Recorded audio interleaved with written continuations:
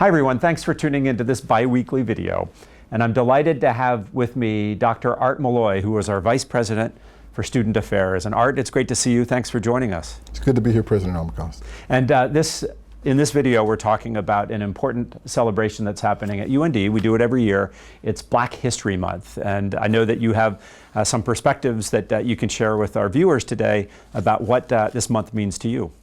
I do, and I'd like to tie it to UND Leads, the first pillar, which is learning. This is an opportunity for everyone to learn about the Black experience here in America, but at the same time to learn about all the coalitions that have been forged that have allowed Black Americans to move from being slaves to being full participants in the American democracy.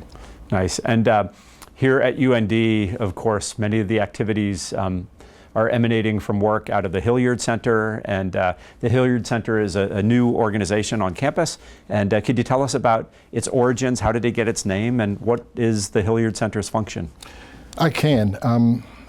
In early 2024, we did some research. Dr. Stacy Barboa Peterson and her colleagues did some research to find out who the first student of color was. We thought we knew, but we did not. And we found out that the first student of color was James Hilyard Duty. James Hilyard Duty was here. He came in 1884, and he stayed until 1890. He did all of the coursework that he needed to do in order to graduate, but for whatever reason, he did not graduate. So in May of 2024, he received his degree retroactively at commencement.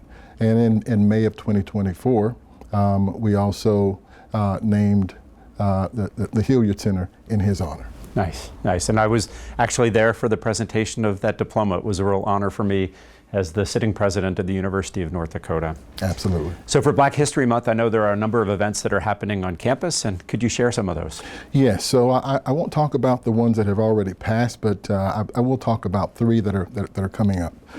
So the first event is going to be on February the 20th, and that event's going to be part of the Rosa Park Series, and we're actually going to have a painter who will be here, and within 1 hour he's going to paint a portrait of a person whose name I will not reveal now, but it should be obvious to some since it's the Rosa Park Series.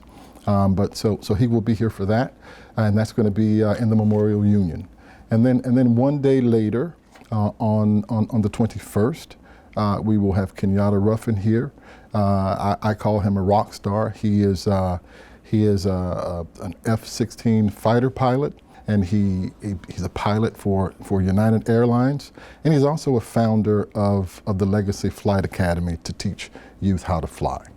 And then on the 27th, which is Thursday, the 27th, we will have one more event, and that last event is going to be the power of music in Black history. And that's going to be a video presentation followed by discussion. And then a lot of the details that we've just talked about will be in the transcript of this video, but where else can members of our campus go to find out more about Black History Month and potentially the history here at UND? Well, it should be fairly easy. You can go to und.edu and then go to Student Life. And when you go to Student Life, you can go to Community and Belonging and then click on Events. Awesome. And then finally, Art, anything else you'd like to add for the viewers today? Yes, you know, what I'd like to say is that this is the 99th year that we have commemorated Black History Month. It used to be called Negro History Month. And this is a great opportunity to make sure that everyone knows that when you celebrate Black history, you're also celebrating American history. You're celebrating all of the coalitions that have been formed, the coalitions between the abolitionists and the slaves, the coalitions between those who were the conductors in the Underground Railroad, all of the persons the Rainbow Coalition of people that were helping to fight for the right to vote in the 1960s, but also just the rich history of music, black music in America, the contributions of black scientists, like people like George Washington Carver. So it's an opportunity to bring people together so we can talk about how we have collectively gotten to this point, moving from being slaves in the United States to being full participants in the American democracy. Great, Art. Thanks so much for those words and your perspectives.